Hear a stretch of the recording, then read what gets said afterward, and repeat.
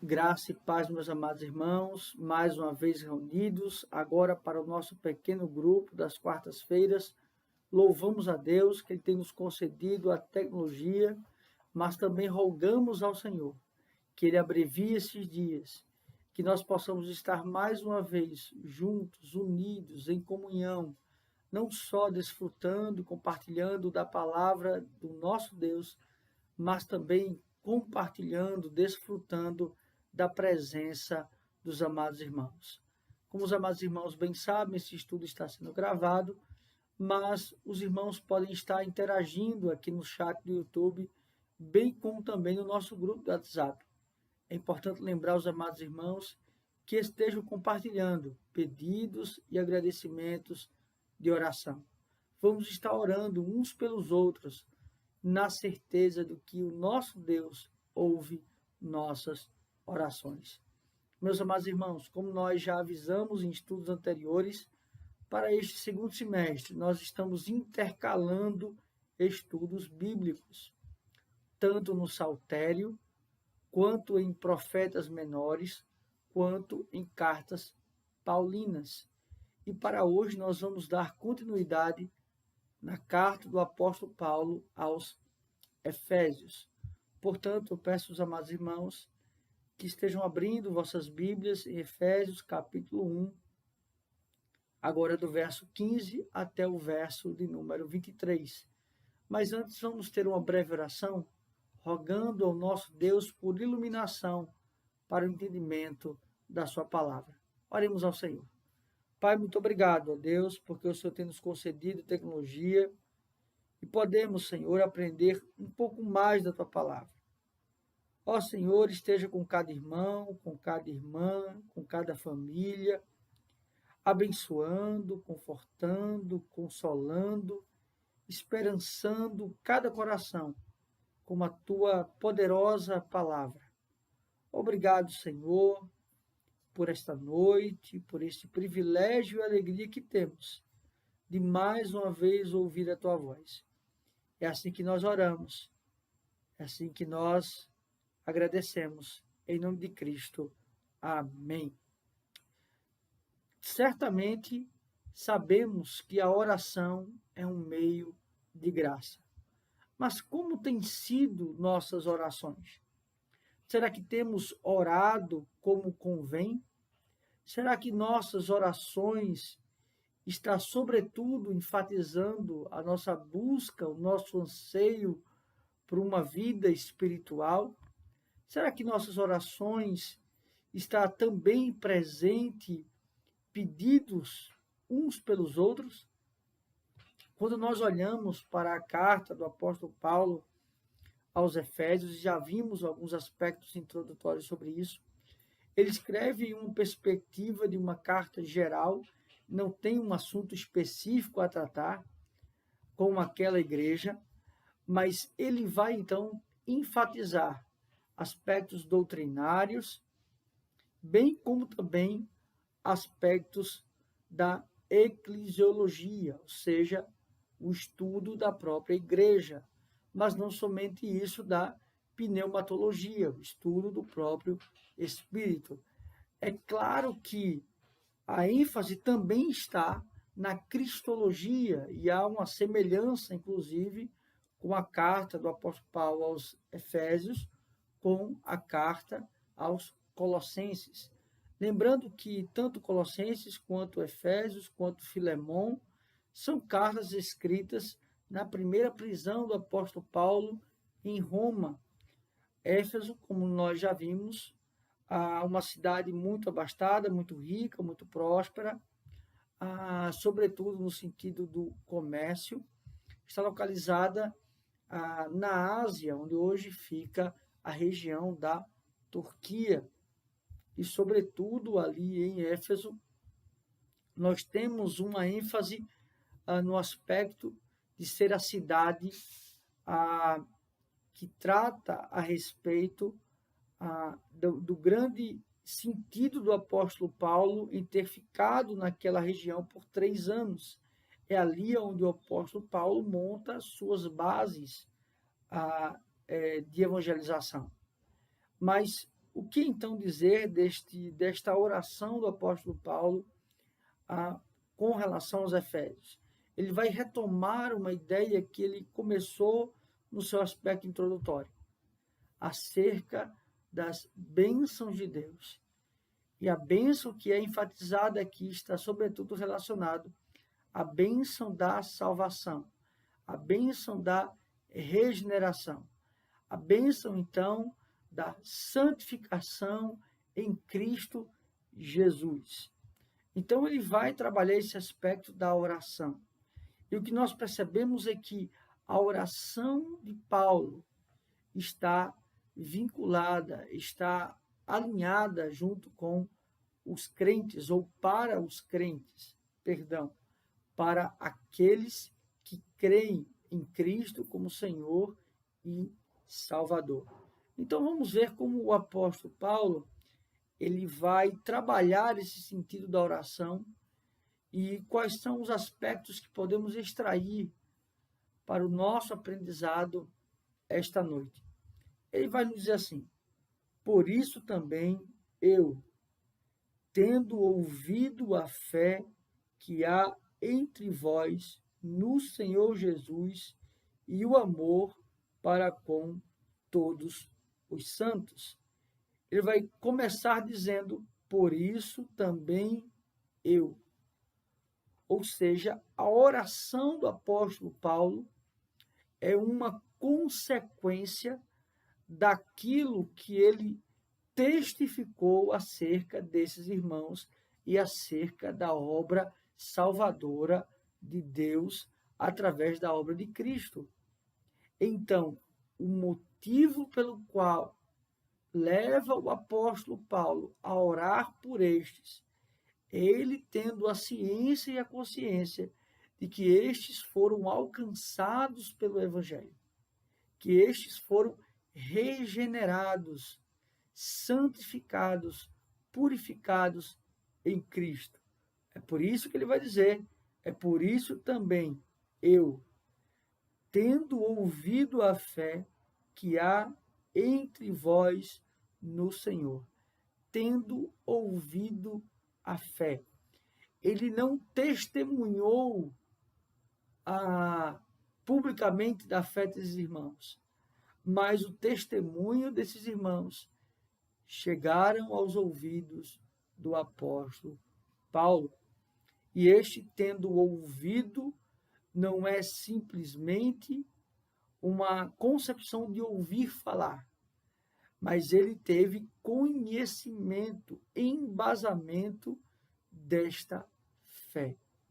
Percebe então que o apóstolo Paulo, conquanto ele em outras cartas, não nessa em específico, ele vai muitas vezes exortar, admoestar, falar acerca de problemas, mas a sua forma de abordagem é sempre, primeiramente, entendendo que, conquanto haja, de fato, uma velha natureza e o pecado esteja muitas vezes presente, isso não significa que o pecado anule a obra redentora, a graça do Senhor. Então, ele sempre vai trabalhar esses irmãos, a igreja, como sendo pessoas salvas e remidas pelo sangue de Cristo. E então ele vai assim dizer: a fé que há entre vós no Senhor, a fé que está presente no meio de vocês. E esta fé está está dentro, está firmada no Senhor, ou seja, em Cristo Jesus. E o amor para com todos os santos. E o amor para com todos os santos. Aqui ele estabelece dois pilares: a fé no Senhor e o amor para com os santos. Então, aqui ele trabalha o aspecto da fonte, que é a fé no Senhor, E o que esta fonte do Senhor, ela produz? Ela produz o amor para com os outros. Então é impossível você ter uma fé em Deus e não amar o seu próximo. Como posso dizer que amo a Deus se não amo ao meu irmão, se não amo ao próximo? E a concepção aqui é de um amor fraternal, o amor para com todos os santos, todos os separados. A ideia aqui do amor fraternal é muito importante, porque mostra uma ligação. Conquanto as nossas relações de família são principalmente por motivo consanguíneo, nós temos ligações sanguíneas, pai, mãe, filho, avô, avó, enfim. Nós estamos vendo aqui, então, um amor fraternal, um amor familiar presente nesta igreja, mas unidos não pelo sangue natural, mas pelo sangue espiritual e pelo sangue do Cordeiro, que é o próprio Cristo. Então, o que nos une como família da aliança, ou como povo da aliança de Deus, é o sangue de Cristo. Se somos unidos com pai ou mãe pelo sangue natural, somos unidos com Deus através do sangue de Cristo. Somos unidos como corpo, porque o sangue de Cristo ele está presente na igreja, ou seja, é aquele que comprou a igreja, é aquele que revestiu a igreja. Então ele trabalha esses dois pilares. No verso 16 ele vai assim dizer: não cesso de dar graças por vós, fazendo menção de vós nas minhas orações. Ou seja, orar sem cessar. Não me canso de pedir. O que isto quer dizer? Que estes irmãos estavam constantemente na mente, na lembrança do apóstolo Paulo. Como está, então, as nossas orações em relação ao nosso próximo? Será que estamos constantemente lembrando de pessoas? Será que constantemente estamos orando por elas? As pessoas enfermas, as enlutadas. Percebe isso? Então, nós precisamos estar constantemente, incessantemente, orando por essas pessoas. Não cesso de dar graças por vós, ou seja, de agradecer a Deus por vós. E por que ele dá graças por essas pessoas? Pelo que elas são? Não. Mas pelo que elas se tornaram através dos méritos de Cristo. E esta graça que o apóstolo Paulo está dando por essas pessoas é justamente porque elas foram alcançadas pelo Evangelho. Percebe a alegria do apóstolo Paulo, o entusiasmo do apóstolo Paulo, a oração do apóstolo Paulo está sobretudo em agradecer a Deus, porque Deus salvou estas pessoas. Muitas vezes temos a mania de dar graças a Deus, e isso não é errado, por um trabalho conquistado por nossos filhos, por também algo como passar no vestibular, enfim, qualquer outra dádiva que Deus pode nos dar. Mas a maior graça que devemos dar glórias a Deus, dar glória a Deus, é quando alguém é convertido ao Senhor. Percebe? Então, a nossa alegria, nossa ênfase deve estar sempre na bênção, na dádiva espiritual. É claro que devemos ficar felizes e contentes pelas bênçãos que Deus tem nos concedido nesta vida. Mas a nossa grande alegria e dádiva é por aquilo que viveremos após esta vida. Percebe? Então, não cesse de dar graças a Deus por vós, fazendo menção de vós nas minhas orações. Ou seja, eu não só me lembro daquele irmão, daquela irmã que está enfermo, enlutado, ou passando por algum outro tipo de necessidade, mas eu também testifico delas e expresso isso nas orações. Eu expresso as minhas preocupações como aquela pessoa nas minhas orações. Verso 17 ele vai dizer: para que o Deus de nosso Senhor Jesus Cristo, o Pai da glória, vos conceda espírito de sabedoria e revelação no pleno conhecimento dele. Ou seja, porque estes irmãos estão em constante oração, na verdade, porque o apóstolo Paulo está em constante oração por estes irmãos, para que Deus os conceda sabedoria, entendimento da palavra do Senhor, conhecimento da palavra do Senhor. Percebe qual é a ênfase? A ênfase sempre é espiritual. Ou seja, vocês estão em minhas constantes orações. Eu peço por vocês nas minhas orações a Deus. E o que eu peço? Que Deus os ilumine, que Deus os dê sabedoria, que Deus os dê conhecimento da palavra do Senhor, que Deus vos dê a dádiva de conhecer e reconhecer a Deus. Percebe? Não é errado nós intercedemos pelos outros em relação a questões materiais. Mas a essência não está aí. Porque podemos ter pessoas que conquistam muitas coisas nessa vida, mas que estarão, após esta vida, viverão eternamente no inferno. Então, percebe?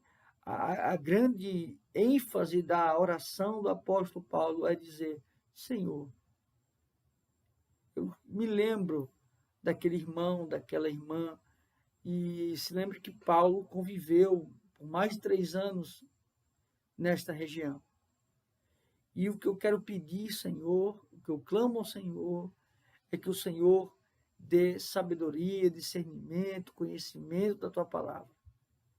O que eu mais anseio, desejo, anelo para esta pessoa é que ela tenha, Senhor, conhecimento de ti, que seja revelado a ela a tua palavra.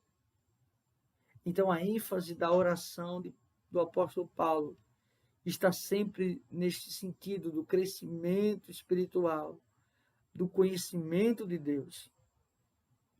No verso 18, ele vai dizer assim: iluminados os olhos do vosso coração, para saberdes qual a esperança do seu chamamento, qual a riqueza da glória da sua herança nos santos. Aqui, então, ele começa com a concepção de iluminação, de trazer luz em meio de trevas e escuridão. Ou seja, a iluminação é a revelação de Deus. É o Espírito Santo de Deus trazendo para estes iluminação, conhecimento, iluminados os olhos para enxergarem a verdade, enxergarem a Deus. Ele vai dizer: os olhos do vosso coração, para saberes qual é a esperança do seu chamamento e qual a riqueza da sua herança, aquilo que nos foi dado, aquilo que foi conquistado pelo próprio Cristo. Quando ele fala de coração, existem 2 sentidos importantes: a concepção judaica, coração no seu sentido de entranhas ou de mente, de todo o ser, mas também é uma concepção helênica, ou seja, do sentimento, ou seja, a união desse aspecto de sentimento, do seu sentido de sensorial, de sentir, mas sobretudo de conhecer. Então, o apóstolo Paulo ele estabelece esse duplo padrão, né? essa dupla concepção, os olhos do vosso coração, ou seja, a sua mente voltada para Deus, o seu sentimento voltado para Deus, suas emoções também voltadas para Deus, para saberdes qual é a esperança do seu chamamento e qual a riqueza da glória da sua herança. A esperança do seu chamamento, ou seja, o propósito da sua existência, o propósito pelo qual Deus o criou. Então, ele trabalha esse aspecto de chamamento e a ideia de intimação. O propósito pelo qual Deus, então, te intimou a estar na sua presença. E com a riqueza da glória da sua herança nos santos. A herança nos santos, ou nos separados, ou na igreja. Qual é a nossa herança? O que recebemos que é tão precioso para o povo de Deus? Ora, recebemos a salvação através de Cristo, através da sua obra. Então, esta herança, ela foi nos dada graciosamente, percebe? E esta herança através de Cristo. No verso 19 ele vai dizer: e qual a suprema grandeza do seu poder, para com os que cremos, segundo a eficácia da força do seu poder. Ou seja, ele está falando aqui do evangelho, e a palavra aqui é dínamo, né? Dinamite, o poder. Então ele fala deste poder que emana de Deus através da própria obra de Cristo, a eficácia do seu poder, a qual a suprema grandeza do seu poder para que cremos segundo a eficácia da força do seu poder. Verso 20, o qual exerceu ele em Cristo, ressuscitando dentre os mortos e fazendo sentar à sua direita nos lugares celestiais. Então aqui ele fala deste poder, e o que é interessante é que ele vai estabelecer esse poder em dois aspectos do ser de Cristo, do seu estado, estado de humilhação e estado de exaltação. Porque o poder de Deus se aperfeiçoa também na fraqueza, ou seja, como então ele manifesta o seu poder? Primeiramente, trazendo um aspecto da humilhação de Cristo. Veja, é uma humilhação gloriosa, percebe? Mas é o poder que estabelece na humilhação, e nesta humilhação, Cristo vence a morte, e aí é um estado de exaltação, um estado também de glória do Senhor. Ele é colocado à destra de Deus, ou seja, ele ocupa o seu lugar, e para nós o seu lugar de mediador, o seu lugar de intercessor nos lugares celestiais. Então aqui no finalzinho do verso 20, ele vai dizer então a parte geográfica, a superioridade de Cristo. Percebe? Não só a sua preeminência, a sua suficiência, mas ele está acima de todas as coisas. Ele está à destra de Deus nos lugares celestiais. No verso 21, ele continua e vai nos dizer assim: acima de tudo, precipitado e ele vai então assim nos dizer no verso 21. Acima de tudo, principado e potestade, e poder e domínio, e de todo nome que se possa referir, não só no presente século, mas também no vindouro. Aqui, então, ele testifica esta ideia que ele está acima de todo principado e de toda potestade, de todos os poderes que este mundo pode nos apresentar. E, de novo, a palavra dínamo, né, o poder e domínio de todo nome que se possa referir, não só no presente século, mas também no vindouro, ou seja, a perpetuação deste nome que está acima de todo nome. Ele está acima de todo poder, de toda potestade. Não há nada que não esteja no seu controle, no seu domínio, no seu senhorio. É neste sentido que ele trabalha. E conquanto, por exemplo, presidentes passem, reis passem, o Senhor Jesus, sua palavra, esta jamais passará. Então, é neste sentido que ele trabalha, o sentido de eternidade deste reino. No verso 22, e pôs todas as coisas debaixo dos pés, e para ser o cabeça sobre todas as coisas, e deu à igreja. Percebe que aqui, então, ele trabalha nesse sentido de ser Cristo o cabeça da igreja. Ele vai trabalhar uma expressão para ser o cabeça da igreja, então ele diz o propósito pelo qual a obra redentora. Ele é, então, aquele que é o que guia a igreja, é o que conduz a igreja, é o que santifica a igreja, é o que purifica a igreja. E é nesse sentido que ele trabalha.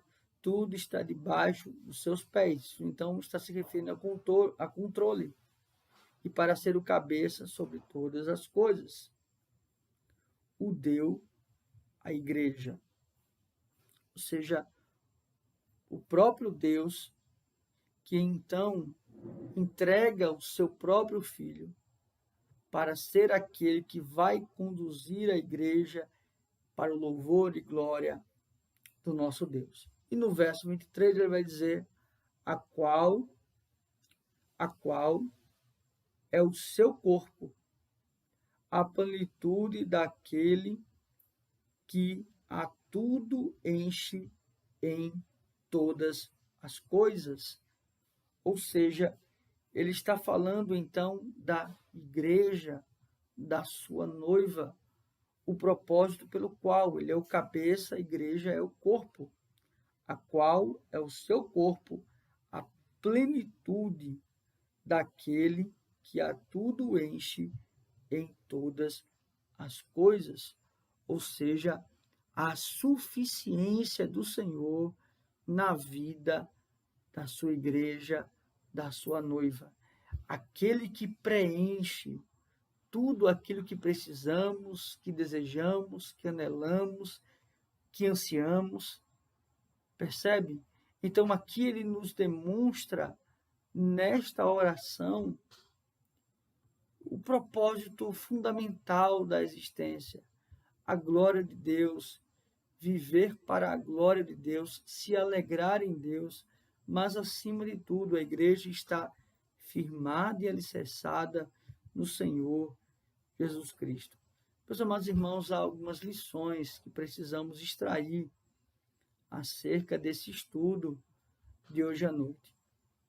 Primeiramente, que nós devemos pensar é acerca do motivo, das motivações que nos levam a orar ao Senhor. Nós não podemos ter motivações banais, efêmeras. Nossas orações não se devem restringir a necessidades físicas, a necessidades financeiras. Não que isto seja errôneo, não que isso seja incorreto, mas nós devemos ter uma mente, um sentimento voltado para desejar, para anelar crescimento espiritual. Portanto, nossas orações elas devem ser voltadas na busca de Deus, do conhecimento de Deus, de então estar sempre desejando conhecer mais da palavra de Deus.